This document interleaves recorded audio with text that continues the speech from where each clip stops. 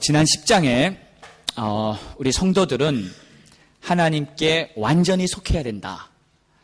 그것이 하나님의 부르심이고 또 우리가 가야 할 목표다. 우리가 하나님을 믿는다는 것은 한 발은 세상에 있고 한 발은 하나님께 있는 그런 것이 아니라 내가 예수님을 나의 주로 섬긴다는 것은 그분께 나의 모든 것을 드리는 거예요. 나의 마스터, 나의 주인, 내 인생의 모든 것이 주께 달려 있습니다 하고 주님을 모시는 것, 그것이 실제적으로 예수님을 믿는 것입니다. 물론 처음부터 그러한 믿음이 잘 생기지 않는 것이 사실이에요. 저도 그랬습니다. 예수는 믿었지만 예수님께 나의 모든 것을 드리거나 내가 온전히 예수님을 신뢰하고 살지는 못했었어요. 그러나 적어도 그것이 우리의 목표라는 것은 여러분 분명히 깨달으시기를 축원합니다. 그리고 날마다 그것을 향해 우리가 주님께 가까이 나가는 것, 이것이 우리의 신앙의 과정이에요.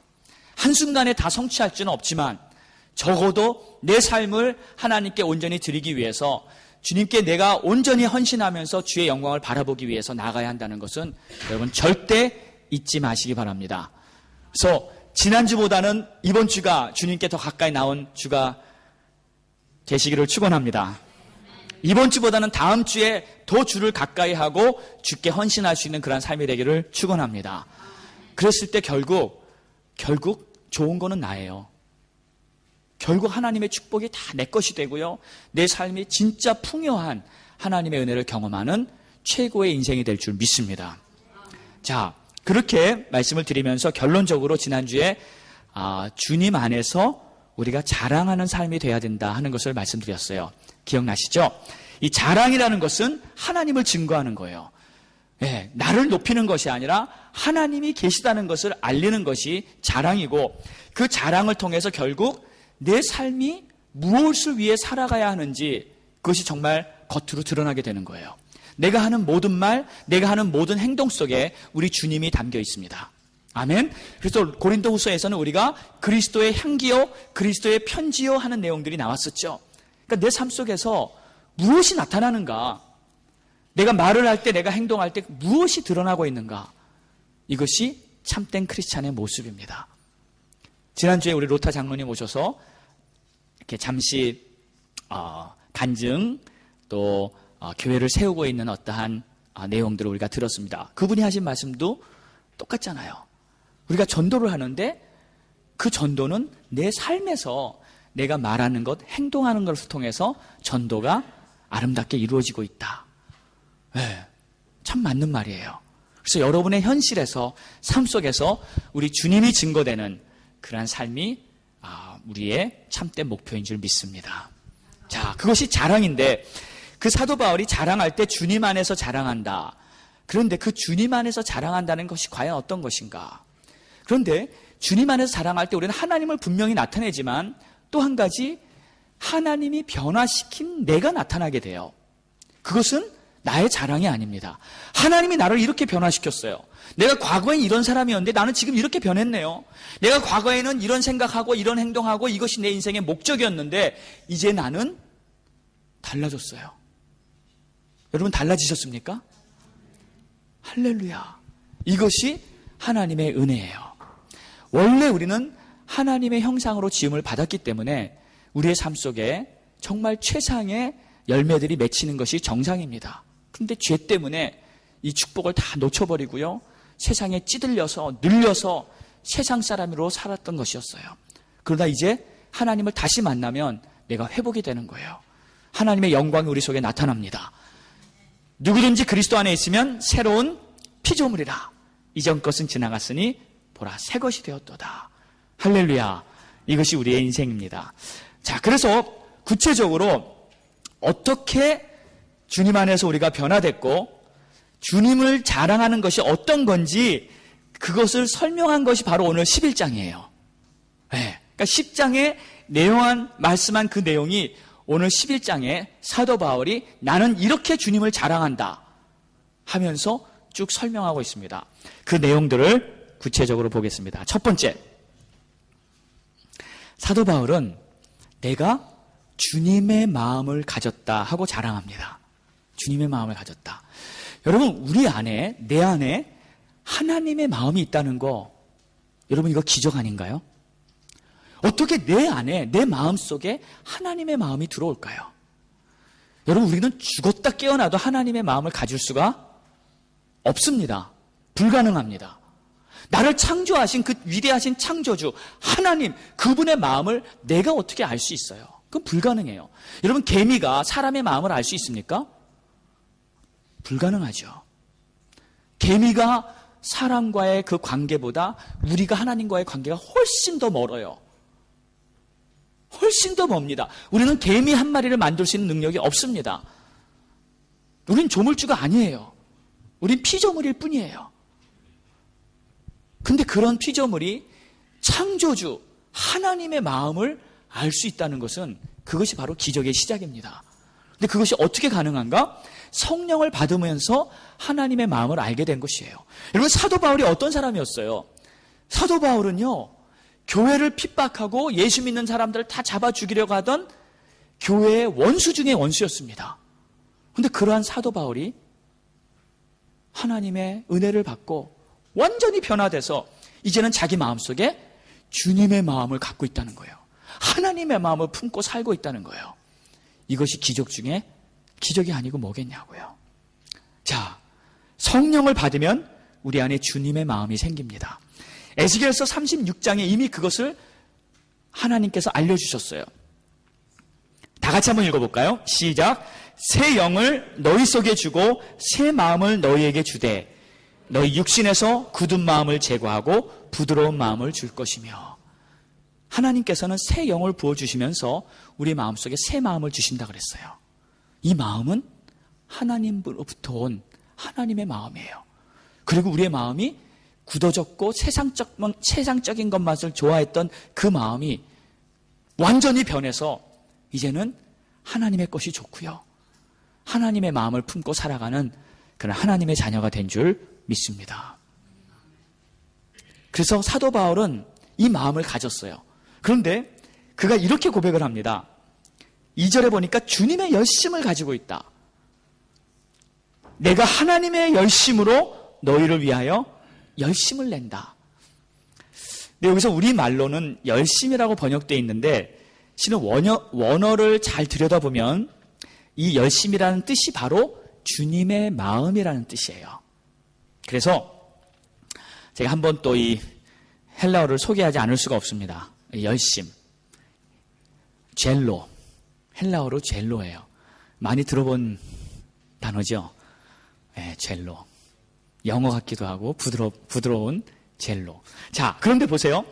이 말의 뜻이 원래는 질투라는 뜻이에요. 질투. 근데 한국말로는 조금 번역을 열심으라고 했는데 거기에는 또 이렇게 의역으로 이렇게 한 것 같아요. 근데 원래 뜻은 질투고요. 다른 번역서를 다 봐도 영어도 그렇고요, 독어도 질투라고 나와 있어요. 자, 왜 그런가? 여러분, 성경에서는 하나님을 질투하시는 하나님이라고 표현하고 있습니다. 근데 우리 한국말로는 질투란 말이 좀 부정적이고 좀 여자들이나 하는, 죄송합니다. 괜히 그렇게 들리잖아요. 근데 실은 성경에서 말하는 이 질투는, 원래 질투는 그런 뜻이 아니라 하나님의 성품 중에 하나를 말하고 있어요. 그래서 이 어감이 부정적으로 느껴지기 때문에 우리 한국말에는 그냥 열심이라고 이렇게 번역을 한 것 같습니다. 자, 여러분, 하나님은요, 질투의 하나님이라고 성경에서 말하고 있습니다. 아멘. 그리고 이 말을 하나님께서 자신이 스스로를 얘기했어요. 나는 질투의 하나님이다. 당당하게 나는 질투의 하나님이다. 그래서 출애굽기에 보면은 34장에 이렇게 말합니다. 너는 다른 신에게 절하지 말라. 여호와는 질투라는 이름하는 질투의 하나님이라. 아니, 나의 이름이 질투라는 거예요. 이름이라는 것은 그분의 성품을 말하고 있어요. 그분의 아이덴티티를 말하고 있습니다. 그러니까 하나님께서 당신 자신을 말하기를 나는 질투라는 이름을 갖고 있는 하나님이다. 신명기에도 그것들에게 절하지 말며 그것들을 섬기지 말라. 내 하나님 여호와는 질투하는 하나님이신. 질투의 하나님이다. 여러분, 근데 왜 하나님께서 질투를 하실까요? 여러분, 이 말씀을 잘 들여다보면 그 이유는 분명해요. 하나님이 우리를 그렇게 사랑하시기 때문에 질투할 수밖에 없는 그 마음을 가지고 있다는 걸 믿으시기 바랍니다. 질투할 정도로 사랑하시는 거예요. 왜? 사람들이 하나님 우리를 사랑의 대상으로 창조하셨습니다. 우리를 사랑하고 또 우리에게 사랑을 받기를 원하시는데 사람들은 하나님을 사랑하지 않고요. 세상을 사랑하고요. 다른 신을 섬기고요. 세상의 마음을 쏟고요. 세상 것들을 좋아하고 하나님을 떠나고요. 하나님을 버리고요. 하나님을 인정하지도 않고요. 우상을 섬기는 그러한 모습을 보면서 하나님께서 너무 마음이 아프신 거예요. 이것을 나는 질투하는 하나님이라. 내가 너희를 사랑하는데, 내가 너희를 질투할 정도로 사랑하고 있는데 너희는 내 마음을 모르겠니? 이 주님의 마음을 알아주시기를 바랍니다. 여러분, 다른 거 사랑하지 마세요. 세상 것들 섬기지 마세요. 우리가 섬길 분은 오직 주님입니다. 우리가 사랑할 분은 오직 주님입니다. 주님의 사랑으로 형제 자매를 사랑하고 교회를 사랑하고 하나님의 나라를 세워가는 것 외에 세상적인 사랑은 하나님을 배신하는 거예요. 돈이나 명예나 세상에 속한 것들, 하나님의 사명과 하나님의 영광을 떠나서 하는 것들, 그것은 또 하나의 다른 우상입니다. 더 이상 하나님을 질투의 하나님으로 만들지 맙시다. 아멘? 하나님이 우리를 보실 때, 아, 너는 내 마음에 합한 자다. 나를 사랑해줘서 고맙다. 이런 말을 들으시기를 축원합니다. 자, 그런데 사도 바울에게 이 마음이 있었어요. 질투의 마음이 생겼어요. 2절을 보니까 내가 하나님의 질투하는 마음으로 너희에게 얼마나 질투하고 있는지 아느냐. 그 뜻이에요. 내가 열심히 너희를 위해서 일하고 있다는 그 뜻이 아니고 지금 내 마음에는 하나님이 너희를 향해 질투하고 있는, 너희가 지금 하나님을 떠났고 너희가 지금 하나님을 버리고 너희가 지금 잘못되어 있는데 하나님이 지금 애타하고 계신다. 하나님 마음 아파하고 계신다. 그 마음을 가지고 내가 지금 너희에게 호소하고 있다. 지금 사도 바울에게는 주님의 마음이 있었습니다. 실제로 고린도 교회에 영적인 문제가 있었습니다. 그 문제는 다른 교훈을 따라서 신앙이 변질됐고요. 거의 이단에 가까운 그러한 상태로 지금 큰 영적 공격을 받고 있는 그러한 문제가 있었어요. 그래서 그 내용이 3절과 4절에 나옵니다. 이렇게 표현하고 있어요. 그러나 나는 뱀이 그 간계로 하와를 미혹한 것 같이 너희 마음이 그리스도를 향하는 진실함과 깨끗함에서 떠나 부패할까 두려워하노라. 만일 누가 가서 우리가 전파하지 아니한 다른 예수를 전파하거나 혹은 너희가 받지 아니한 다른 영을 받게 하거나 혹은 너희가 받지 아니한 다른 복음을 받게 할 때는 너희가 잘 용납하는구나. 지금 뭔가 이 교회에서요, 이 성도들이요, 뭔가 용납을 했어요. 근데 용납한 게 뭔가 보니까 다른 예수, 다른 영, 다른 복음. 뭔가 지금 잘못된 가르침을 어딘가 외부에서 들려온 다른 이론을, 다른 사상을 지금 받고선 뭔가 지금 혼동되어 있는 거예요. 문제가 있는 거예요. 그것을 보면서 사도 바울은 하나님의 마음을 가지고 애타게 그들에게 지금 이 편지를 쓰고 있는 것입니다. 자, 지금도 물론 이단이 많지만요, 그때에도 이단이 있었어요. 초대교회도 복음이 한창 불같이 전파되는 그때에도 이단은 하나님의 교회를 깨트리고요, 하나님의 성도를 무너뜨리고요, 하나님의 복음이 증거되지 못하게 여러 가지로 방해합니다. 여러분, 이단을 우리는 잘 대적하고 분별하고 싸워야 될 줄 믿습니다. 아멘. 이 이단은 잘못된 사상이에요. 복음을 왜곡시키고요, 하나님의 나라를 파괴하는 거예요. 그 내용이 지금 세 가지로 나와 있는데 첫 번째 보니까 다른 예수. 여러분 다른 예수가 어디 있나요? 다른 예수. 우리가 믿는 나사렛 예수. 우리가 믿는 다윗의 자손 그 예수. 그분이 그리스도시고요.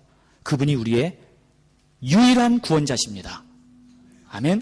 그래서 예수 믿고 우리가 구원받아서 하나님의 자녀 됐다는 것. 그 오직 한 길, 오직 예수 그 길밖에 없는 거예요. 그런데 이제 다른 구원이 있다. 다른 구원의 길이 있다. 이것이 교묘하게 성도들의 구원을 하나님으로부터 멀어지게 하고요. 혼동시키는 그러한 이단의 요소 중에 하나예요. 다른 구원은 없습니다. 천하에 구원받을 다른 이름을 준 적이 없나니. 아멘. 오직 우리에게는 예수밖에 없어요.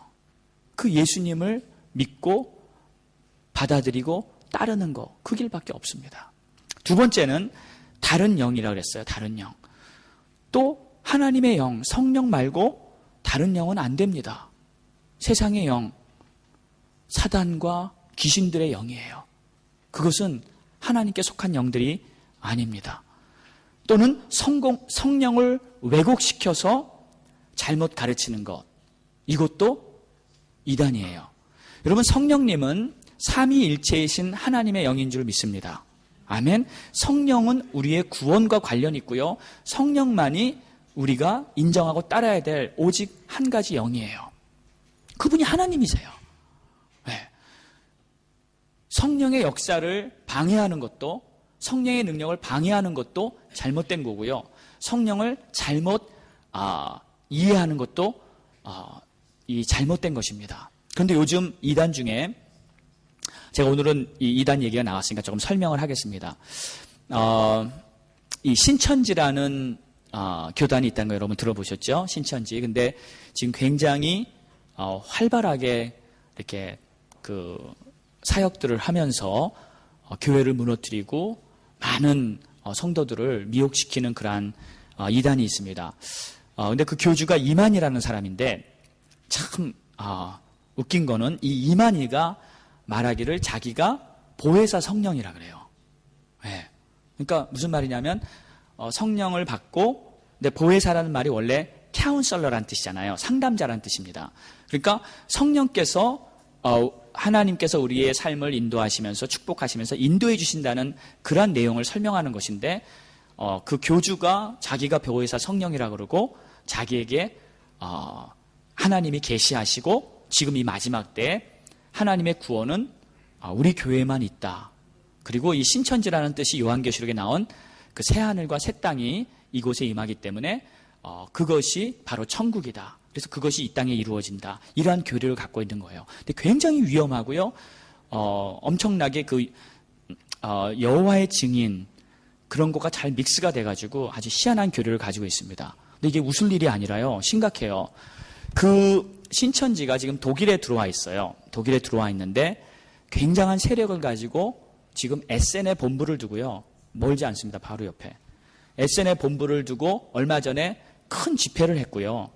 그리고 이 포교를 아주 활발하게 전폭적으로 지금 독일 전체에 하려고 아주 선전포고를 하고 돌아다녀요. 예전에는 교회에 들어와서 몰래 들어와서 교회를 이렇게 분열을 일으키고 교회를 깨트리는 게 목적이었는데 이제는 딱 정식으로 드러내고 신천지 사역을 하고 있습니다. 우리가 이것을 정확히 알고 있어야 돼요. 이런 이단에 여러분 이렇게 잘 경계하시고요. 또 그런 이단들이 활동을 하지 못하도록 우리가 계속 깨어서 기도하고 하나님의 교회를 보호해야 될 줄 믿습니다. 근데 보면은 우리가 더 전도를 해야 돼요. 아멘입니까?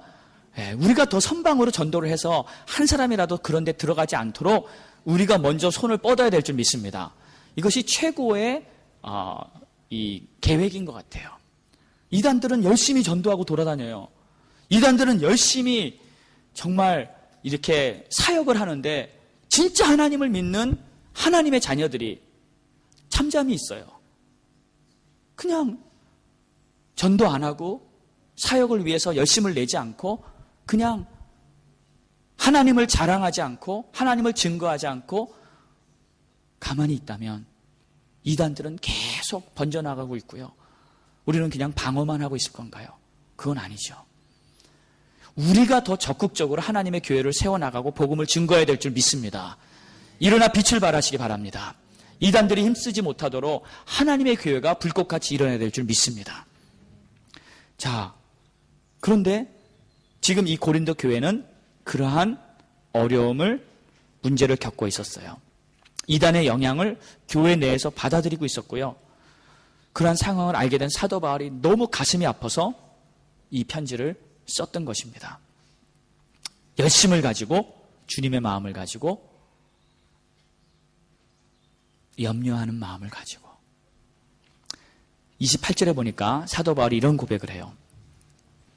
이외의 일은 고사하고 아직도 날마다 내 속에 눌리는 일이 있으니 곧 모든 교회를 위하여 염려하는 것이라. 지금 사도 바울은 이곳저곳 복음을 전하고 선교를 하면서 교회를 세우고 하나님의 일을 열심히 하면서 한 가지 마음에 계속 이렇게 고통이 있어요. 한 가지 마음에 염려가 있어요. 교회를 보면 교회가 안타까운 거예요. 교회가 안타깝다는 것은 바로 성도들이 안타까운 것이고 하나님의 그리스도의 몸이 안타까운 것입니다. 여러분, 교회를 위해서 염려하십니까? 염려하십시오. 염려하십시오. 거룩한 염려입니다. 우리 교회가 정말 하나님의 뜻을 잘 이룰까? 우리 교회가 정말 기도를 열심히 할까? 우리 교회의 사역이 정말 잘 이루어질까? 어디 부족한 데는 없을까? 어디 내가 필요한 곳은 없을까? 혹시 우리 교회 성도들 중에 지금 힘들어하고 낙심하고 좌절해 있는 성도는 없을까? 이런 염려, 거룩한 염려죠. 여러분, 세상 일은 염려하지 않으셔도 됩니다. 아멘. 세상 일은 반드시 잘 될 수 있습니다. 하나님의 나라를 위해서, 복음을 위해서, 교회를 위해서는 하나님은 염려하라고 말씀하세요. 그 염려가 있을 때 진정한 기도가 나옵니다.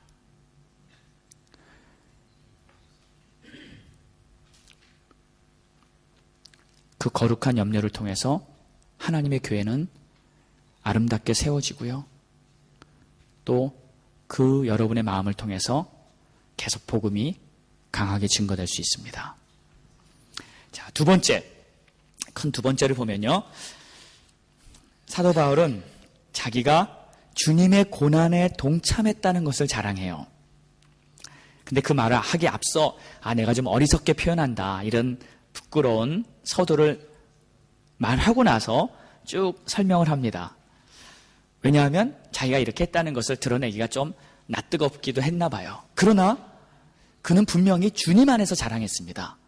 자기가 이렇게 큰 일을 했다는 것을 말하는 것이 아니라 하나님의 은혜로 내가 이렇게 했다. 이것은 부끄럽거나 어리석은 일이 아닙니다. 여러분이 하나님의 은혜로 멋지게 쓰임 받으시고 하나님의 영광을 나타내는 것이 바로 참된 자랑이라는 것을 믿으시기 바랍니다.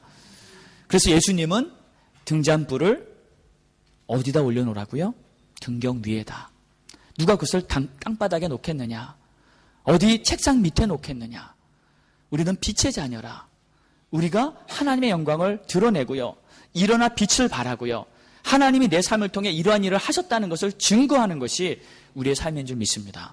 사도 바울은 지금 그렇게 하고 있는 거예요. 자, 그런데 보세요. 뭘 자랑했냐면 고난에 동참했다는 것을 자랑해요. 고난에 동참했다.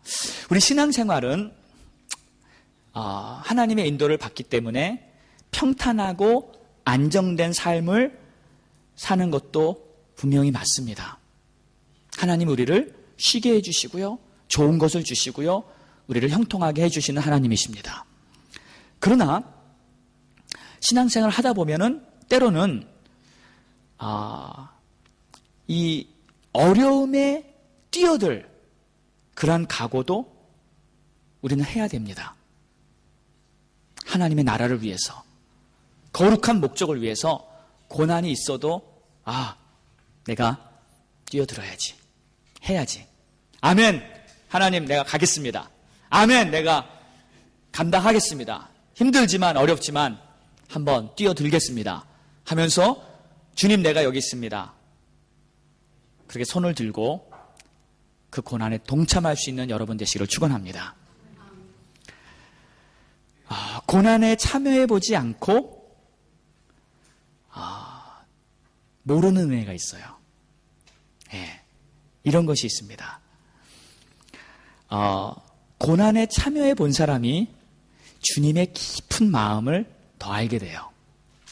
예, 이것은 고난을 통해서만 얻는 특별한 은혜입니다. 이것은 돈 주고도 못 사요.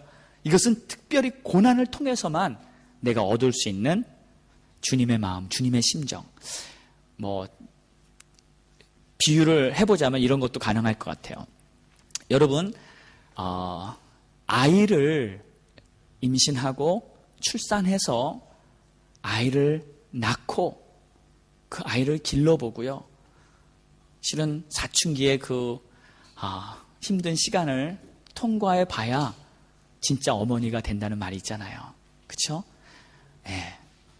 그래야 정말 나의 어머니가 나를 위해 얼마나 고생하시고 나를 사랑해 주셨는지를 내가 자녀를 키워봐야 어머니의 마음을 압니다. 예. 영적으로도 마찬가지예요. 어떠한 고난을 통해서만 알 수 있는 그런 특별한 그런 은혜들이 있어요. 그래서 고난을 통해서 결국 내 내면에 나의 속사람이 성장하고요. 그리고 성숙해집니다. 영적으로 성숙해져요. 그래서 이 사도 바울은 고난에 뛰어듭니다. 용감하게 뛰어들어요. 주님, 내가 감당하겠습니다. 하면서 멋있게 고난을 향해 달려가는 그러한 사도였습니다. 자, 사도 바울이 고난을 당했던 거, 경험했던 거 이렇게 좀 길게 쭉 썼는데 한번 읽어보겠습니다. 내가 수고를 넘치도록 하고 옥에 갇히기도 더 많이 하고 매도 수없이 맞고 여러 번 죽을 뻔하였으니 유대인들에게 40에서 하나 감한매를 5번 맞았으며 3번 태장으로 맞고 1번 돌로 맞고 3번 파선하고 일주야를 깊은 바다에서 지냈으며 여러 번 여행하면서 강의 위험과 강도의 위험과 동족의 위험과 이방인의 위험과 시내의 위험과 광야의 위험과 바다의 위험과 거짓 형제 중의 위험을 당하고 또 수고하며 애쓰며 여러 번 자지 못하고 줄이며 목마르고 여러 번 굶고 춥고 헐벗었었노라. 아멘. 이렇게 경험을 했습니다. 저는 이걸 보면서 좀 부럽더라고요. 네. 하나님을 위해서 이렇게 살아봤다는 거, 이런 경험을 해봤다는 거. 근데 이 글을 쓰는 당시에는 분명히 살아있었잖아요. 그러니까 썼죠. 근데 죽지 않았어요. 네. 죽을 고비를 수없이 넘겼는데 무엇을 위해서 죽을 고비까지 넘겨봤나? 네. 근데 하나님 때문에, 복음 때문에 이러한 고비를, 근데 이게 한두 번이 아니라 수없이 주의 복음 전하기 위해서 이곳저곳 다니면서 그 위험을 감수하고 하나님의 교회를 세우기 위해 애썼던 모습, 너무 멋있지 않아요? 부럽지 않습니까?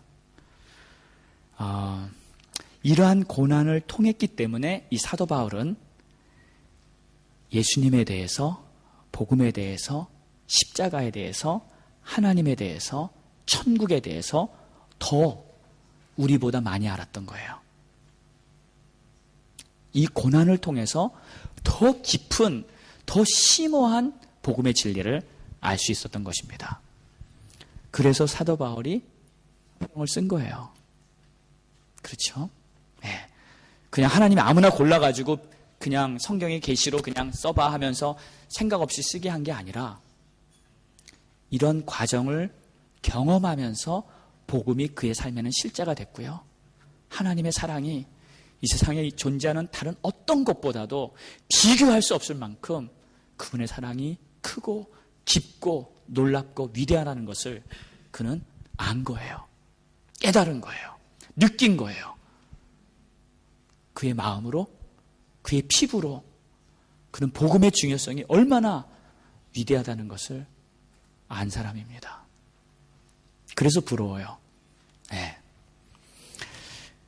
자, 여러분도, 우리도 이러한 고난에 조금이나마 동참할 수 있는 기회가 있다면 아멘, 주님 내가 여기 있습니다 하고 참여하실 수 있는 여러분 되시기 축원합니다. 네. 기회는 있습니다. 왜 아멘이 안 나오십니까? 그 전에는 아멘 했는데 기회는 있습니다. 물론 이렇게 사도 바울처럼 이렇게 위험한 것까지는 아니겠지만 지금도요. 여러분 좀 힘든 선교지 가면요. 중국만 해도 그래요. 중앙아시아 쪽만 해도 그랬습니다. 중앙아시아 모슬렘 거는 지금도 목숨 걸고 선교 가야죠. 우리 선교사님들 다 거기서 사역하고요. 제가 가는 두산배나 알타이 지역 같은 것도 실은 위험해요. 그런데 하나님의 복음이 증거되고 또 그곳에 교회들이 세워지고 영혼이 구원돼야 되기 때문에 믿음으로 가는 거예요. 여러분들을 초대합니다. 아멘. 힘들게라도 아멘 하시는 여러분 감사합니다. 네. 같이 가는 거예요. 복음 전하는 거예요. 복음을 위해서 어려움을 좀 경험해 볼 수 있다는 거 특권입니다. 축복입니다. 하나님의 영광을 여러분이 경험하는 복된 기회가 될 줄 믿습니다. 자, 이제 그게 첫 번째 고난이고 여러분이 다 즐겨하지 않을 것 같아서 제가 두 번째 옵션도 준비했습니다. 두 번째 고난의 옵션은 교회 사역에 열심을 내는 거. 여러분 이것도 여러분 고난이라는 거 아시죠? 네. 아멘. 교회 사역에 정말 열심히 하는 것도 이거 만만치 않습니다. 이거 쉽지 않아요. 네. 주님의 일은 반드시 섬김이라는 게 동반이 돼요. 내가 하고 싶은 거를 하는 게 아니고 필요한 거를 하게 됩니다. 그래서 주님의 일이라는 것은 여러분 실은 아무나 못합니다. 내가 제자가 되겠다. 내가 희생하겠다 하는 사람만 할 수 있어요. 네. 내가 포기하겠습니다. 편안하게 포기하겠습니다. 나의 자존심, 나의 위신, 나의 의 이런 것들 다 내려놓겠습니다. 내가 발 씻기겠습니다. 그렇죠? 내가 청소하겠습니다. 내가 가장 낮은 모습으로 섬기겠습니다. 복음을 위한 고난입니다. 편하기를 포기하고 남을 섬기는 것. 여러분 교회 사역이요. 물론 은사별로 내가 하고 싶은 것을 하는 그러한 사역도 있지만 실은요. 좀 깊이 보면요. 하기 싫은 사역들이 더 많아요. 네, 힘들고 어려운 사역들이 더 많습니다. 근데 그 자리에 꼭 누가 있어요. 누군가가 하고 있어요. 그 사람은 지금 십자가 지고 있는 거예요. 예수님의 고난에 동참하고 있는 것입니다. 그리고 교회를 가장 힘든 곳에서 바치고 있는 거예요. 힘들지만 어렵지만 내가 안 하면 이거 누가 해요? 아무도 하고 싶어 하지 않는데 그 자리를 내가 지키고 있는 거예요.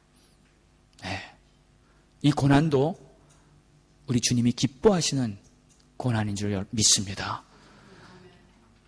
하고 싶은 거는 누구나 할 수 있죠. 하고 싶지 않은 것을 하는 것. 이것이 고난이에요. 교회는 복음을 전하며 하나님의 나라를 세워가는 주님의 몸이기 때문에 실은 교회 안에도 영적 싸움이 심합니다. 그리고 교회 안에도 어떻게 보면 하나의 선교지라고 볼 수도 있어요.